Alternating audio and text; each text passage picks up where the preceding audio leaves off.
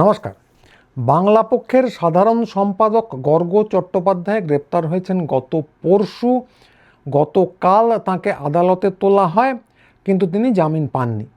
তা গ্রেপ্তার কেন করা হয়েছে এই নিয়ে পুলিশ খুব স্পষ্ট করে বক্তব্য জানিয়েছে। সাংবাদিক সম্মেলন করে কলকাতার পুলিশ কমিশনার তার বক্তব্য জানিয়েছেন। তো এখানে বলে রাখা ভালো যে এই প্রথম কলকাতার পুলিশ কমিশনারের বক্তব্য আমি শুনলাম হিন্দিতে। তো এর আগেও কেউ কেউ নিশ্চয়ই দিয়েছেন বা দিয়ে থাকতেও পারেন, কিন্তু কথা হলো আমি শুনিনি। এত বড় বিষয়ে হিন্দিতে বক্তব্য রাখা হচ্ছে, কলকাতার পুলিশ কমিশনার রাখছেন, এটা এই প্রথম শুনলাম। তো বোঝা যাচ্ছে, খানিকটা বোঝা যাচ্ছে অন্তত, যে কলকাতায় হিন্দি যুগ এলো বলে। তো উনি গ্রেপ্তারি প্রসঙ্গে প্রধান কারণ হিসেবে বললেন যে গর্গ চ্যাটার্জি कुछ कुछ पोस्ट किया था सोशल मीडिया में, तो ताते ईवीएम टैम्पारिंग और इलेक्शन प्रोसेसे कुछ कुछ गड़बड़ी हो रहा है, তা উনি লোককে বাতান মানে বলেছিলেন। তো তাতে রাজনৈতিক দলের ভিতরে নাকি অনেক রকমের তরা ভুল ধারণা উৎপন্ন হুই, এবং তারপর সেই নিয়ে নাকি প্রচুর কনফিউশনও ক্রিয়েট হওয়া, এবং সেই জন্য কোনো একজন ডিও কমপ্লেন করেছিলেন। দুবার গর্গকে নোটিশ দেওয়া হয় এবং তারপর গ্রেপ্তার করা হয়। তো দ্বিতীয় কারণ হিসেবে বললেন যে গর্গ অনেক পোস্ট করেছে যাতে নাকি আলাগ আলাগ কমিউনিটিকে নিয়ে আলাগ আলাগ বাত ছিল, যাতে ভেদ ভাবনা পয়দা হচ্ছিল। তো আমি হিন্দিতে শুনেছিলাম, ফলে কিছু ভুলভ্রান্তি হতে পারে, কিন্তু হিন্দি যুগ এসে গেছে বলে আমি একটু হিন্দিতে বলার চেষ্টা করছি, অভ্যাস করছি, সে তো আপনারা দেখতেই পাচ্ছেন। তো এইটা হলো পুলিশ কমিশনারের বক্তব্য। এবং একই সঙ্গে টিভিতে চলছিল তাণ্ডব। নানা টিভি চ্যানেলে দেখা হচ্ছিল 24টা কার্তুজ সহ ধরা হয়েছে গর্গকে।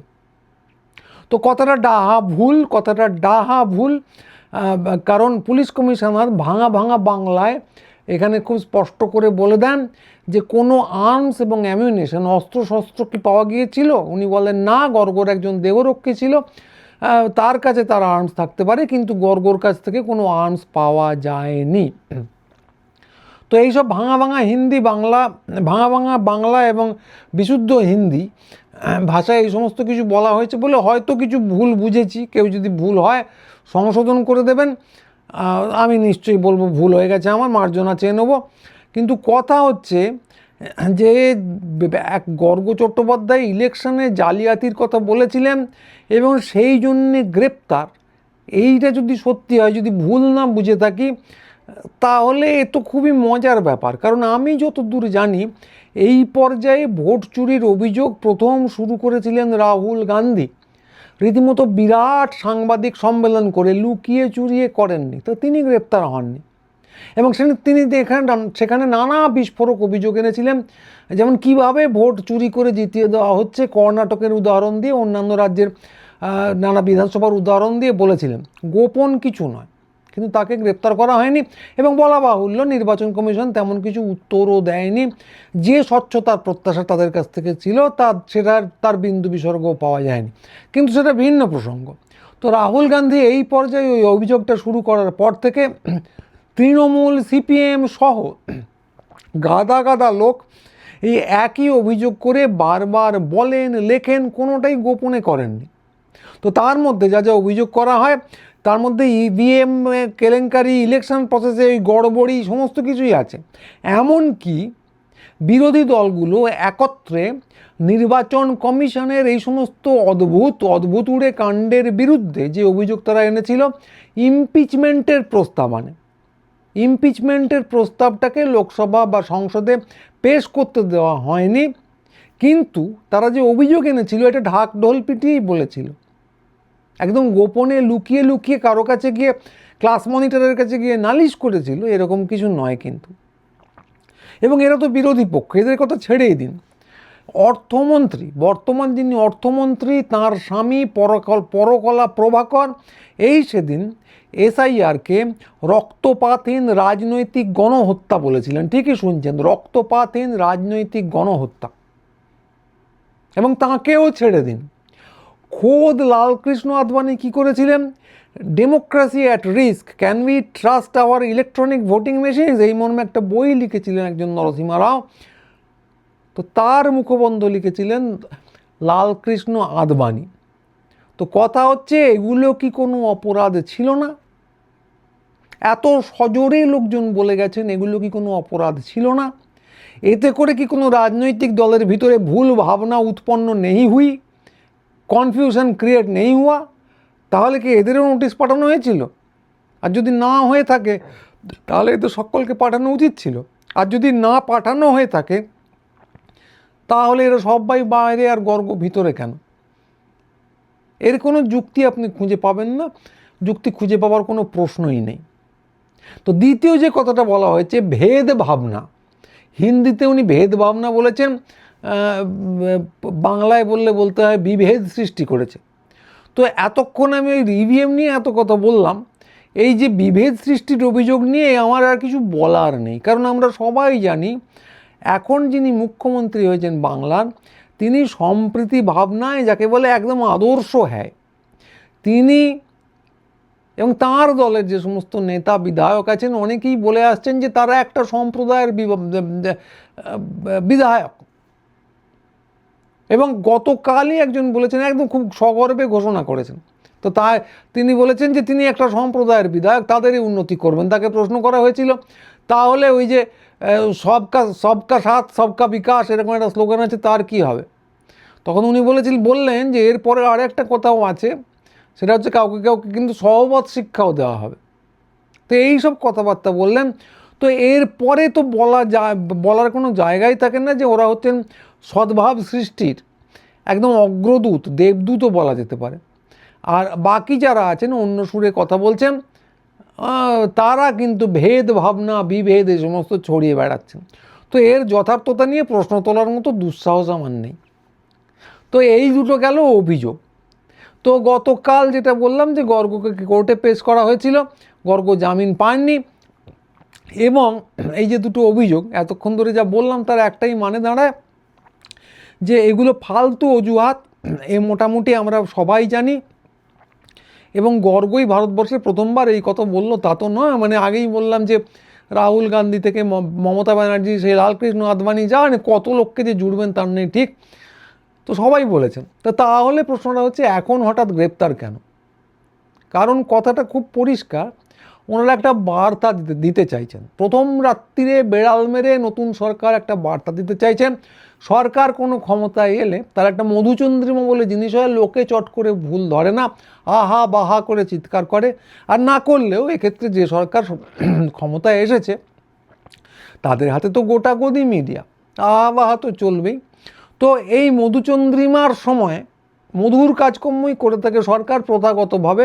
এই সুযোগ কাজে লাগিয়ে কেউ বিরোধীদের কপ করে ধরে ফেললাম এই জিনিস করে না, কিন্তু এরা সৃষ্টি ছাড়া এই সময় এরা এই বার্তাটা দিতে চাইছে যে আমরা প্রথম রাত্রিরেই বেড়াল মারলাম। কথা হচ্ছে এসআইআর নিয়ে একদিন যা বলেছেন, ভোট জালিয়াতি নিয়ে একদিন যা অভিযোগ তুলেছেন সে সত্য হোক মিথ্যা হোক এগুলো কিন্তু আর বলা যাবে না। ফলে এটা একটা রাজনৈতিক গ্রেপ্তার, ওই অজুহাতগুলো ফালতু, পরিষ্কার একটা বার্তা দেওয়ার জন্য করা হয়েছে। সেটা হলো যে এই কথাগুলো আর বলা যাবে না, কথাগুলো তো বলা যাবেই না, এমনকি কোনো অভিযোগও করা যাবে না। তো এই মধুচন্দ্রিমার মধ্যেও পাবলিক এগুলো এখনও খাবে না, এখনও খাবার জায়গায় এসে পৌঁছয়নি, এমনকি এই মধুর সময়ও সেইটা জানে বলেই এই সমস্ত কিছু কার্তুজের গল্প টল্প ছড়ানো হয়েছিল, যেটা সম্পূর্ণ ডাহাগুল। আগেই বললাম পুলিশ খুব স্পষ্ট করে বলেছিল যে ওই সমস্ত কিছু পাওয়া যায়নি। তাহলে জলজান্ত মিথ্যেটা কেন রটানো হলো? প্রথম কথা হচ্ছে যে এদের মিথ্যে কথা বলতে বলতে এই গদি মিডিয়ার যে পরিমাণ আত্মবিশ্বাস বেড়ে গেছে, ফলে এরা যখন খুশি মিথ্যে কথা বলে, মানে অভ্যাসগতভাবে মিথ্যে কথা বলে। এটা একটা জিনিস, মানে তাতে যদি ওই প্রভুর কিছু পদসেবা হয়ে যায় অতিরিক্ত, তাহলে হয়তো কিছু কলাটামূলটা আসবে, তো এরকম একটা ধ্যান ধারণা। আর দুই হচ্ছে যে এখানে একটা খুব স্পষ্ট কথা ছিল, যে কারণগুলো, যে অজুহাতগুলো দেখানো হচ্ছে সেগুলো ফালতু, আমরা সকলেই বুঝতে পারছি। সেক্ষেত্রে একমাত্র করণীয় গদি মিডিয়ার যেটা, যে গাল গল্প গুল্প এই সমস্ত দিয়ে যতটা ম্যানেজ করা যায়। তো যারা এখনও জানতেন না যে গদি মিডিয়া ভুয়ো খবর দেয়, সেই সরলমতি বালক এবং বালিকাদের খুব স্পষ্ট করে বলছি এবার অন্তত ব্যাপারটা জেনে নিন। তো এটা বলছি কেন? কারণ আমি দেখতে পাচ্ছি এখনও পর্যন্ত বাংলার যে প্রধান দুইটি বিরোধী দল তৃণমূল কংগ্রেস এবং সিপিএম, তারা এ নিয়ে চেঁচামেচি দূরস্থান, বিবৃতি দেওয়ারও কোনো সুযোগ পায়নি এখনও। তো তারা কি হিসেব করছে আমি বলতে পারবো না, তারা ভয়ানক হিসেব করেছে। তৃণমূল তো গোহারা হেরে বসে আছে, এসআইআর বিরুদ্ধে আন্দোলন করব। আমি ব্যাপারটা দেখে নিচ্ছি, মুখ্যমন্ত্রী মমতা বন্দ্যোপাধ্যায় বারবার বলেছেন, তারপরেও কি দেখে নিয়েছেন উনি জানেন। আন্দোলন দানা বাঁধতে দেননি এবং তারপর তো হেরে বসে আছেন। না, সিপিএম তো একটা আসন পেয়েছে শূন্যর জায়গায়, কিন্তু ভোট শতাংশ 24 সালের থেকে কমেছে। তো তারা এই নিয়ে বিবৃতি দেওয়ার সুযোগ পাননি। কী রাজনীতিটা করছেন, কোন রাজনীতি ধরবেন, সে তারাই জানেন, বলতে পারবেন। ছোট দুটো দল ACCI এবং লিবারেশন খুব স্পষ্ট বিবৃতি দিয়েছে। লিবারেশন বোধহয় একটা প্রোগ্রামও রেখেছে। তো এইটা একটা দিক। আর দুই হচ্ছে যে খুব বোদ্ধা যারা ঠিক এই দলগুলোর সঙ্গে অ্যাফিলিয়েটেড নন, কিন্তু যারা সোশ্যাল মিডিয়া খুব দাপিয়ে টাপিয়ে বেড়ান, তাদের কাউকে কাউকে বলতে শুনছি যে এই যে ব্যাপারটা হলো, এতে কিন্তু বাংলা পক্ষের সুবিধে করে দেওয়া হলো, তাকে জনপ্রিয় করে দেওয়া হলো, তার পালে হাওয়া দিয়ে দেওয়া হলো।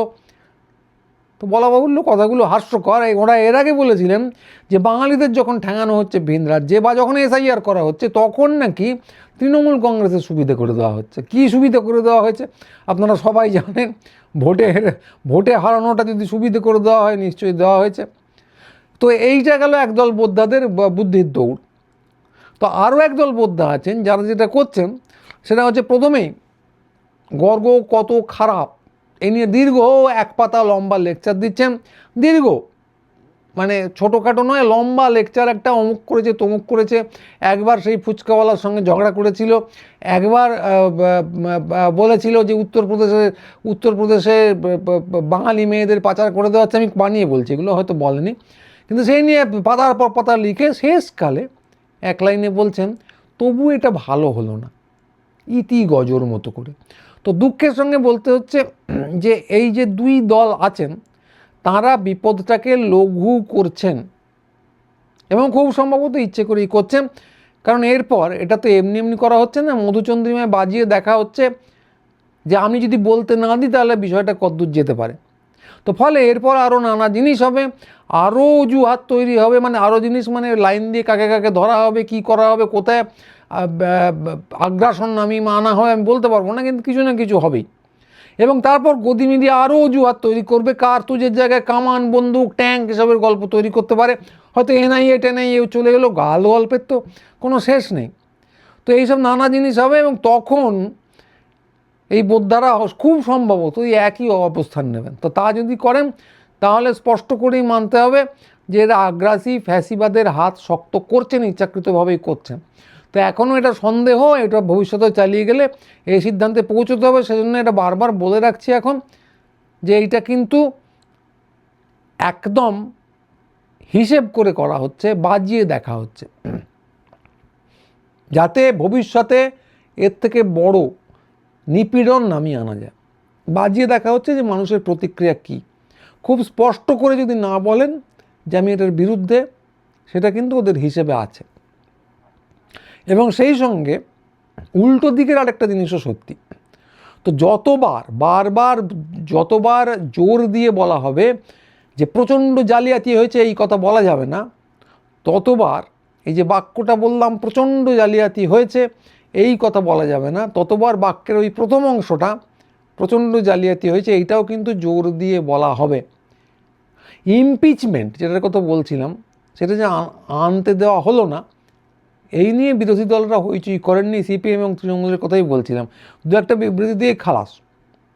কিন্তু এই যদি সাধারণ মানুষকে এই কথাগুলো বলতে না দেওয়া হয়, তাহলে কিন্তু ওই বাক্যের প্রথমাংশ নয়, বার রিপিট করা হতে থাকবে। সেটা আমরা ছোটোবেলায় কবিতা পড়েছিলাম যে দেয়ালে একটা স্লোগান লেখা ছিল, সেটা মুছতে গিয়ে প্রথমে তার উপর চুনকাম করা হলো, চুনকাম করতে গিয়ে দেখা গেল সেটা ফুটে বেরোচ্ছে। তো তারপর দেয়ালে খোদাই করা হলো, দেয়ালে যেখানে যেখানে লেখা ছিল সেটা সেই জায়গাটা খোদাই করে দেওয়া হলো, তারপর দেখা গেল দেয়ালে স্লোগান চিরস্থায়ী হয়ে গেল এবং তারপর দেয়ালটাই ভেঙে ফেলতে হলো আর কি। তো এখানেও সেই একই ব্যাপার। গদি মিডিয়া যাই বলে বলুক, যেটা এতদিন নেহাতি অভিযোগ ছিল, এই কাজের মধ্যে দিয়ে সেটাই কিন্তু জলে বাস্তবতা হয়ে উঠছে ক্রমশ।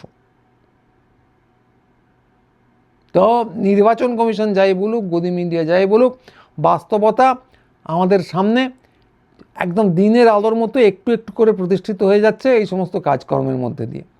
এবং এই জন্যেই, শুধু এই জন্যেই গর্গ চট্টোপাধ্যায়ের নিঃশর্ত মুক্তি চাই।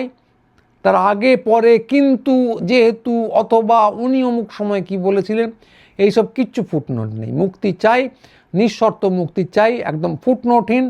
এইটা যদি সমস্যাটা বলতে পারেন, হয়তো ওরা পিছিয়ে যেতেও পারে। পিছিয়ে যাবে বলে তো আর খেলা শুরু করেনি, কিন্তু আপাতত সাময়িক একটা ধাক্কা পাবে। তো এই কথাটা সজোরে বলার আহ্বান রইল সকলের কাছে। তো সবাই ভালো থাকবেন। পরের ভিডিও নিয়ে খুব তাড়াতাড়ি আবার আসবো। আজকে আর নতুন কিছু নয়, আমাদের সঙ্গে যোগাযোগ রাখবেন। আমরা অনেক স্বরে কথা বললেও এইভাবে যোগাযোগ রাখার মাধ্যমে কিন্তু একটা সমস্যা হয়ে উঠতে পারি। তো আজকে এইটুকুই। নমস্কার।